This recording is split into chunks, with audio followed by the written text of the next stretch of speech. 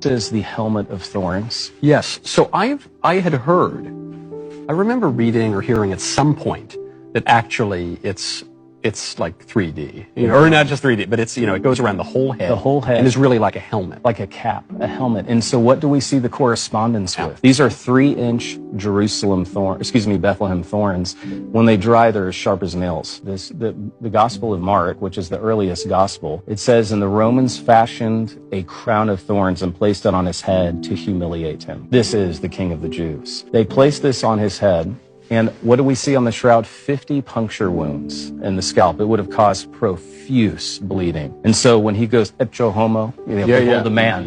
You can imagine, crown of thorns, blood-stained. The scene would have been incomprehensible. It also just occurs to me, looking at this, for people who will find it unfamiliar, that's not what the crown of thorns looks like. This is what an actual crown looks like. Exactly. Actual crowns are not headbands. Right. If you've ever seen like the crown of St. Stephen, yes, whatever, a crown in the UK, they look like this. Yes. They cover your whole head.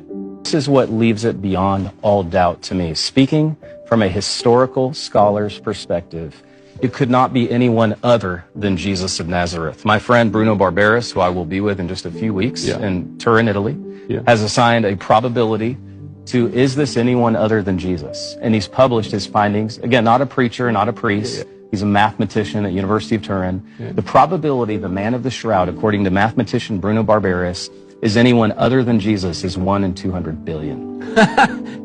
So I guess there's still a chance for the skeptics. Yeah, it is. You're saying there's a chance. Yes. But the connection being that the wounds from this particular crown of thorns match the man of the shroud in a way that, a little laurel wreath or something wouldn't have. And leaves it beyond all doubt it's anyone other than Jesus of Nazareth. Because the other guys didn't get this. No, no one did that we know. We know of one in history who was crucified. This is one of one. Utterly unique.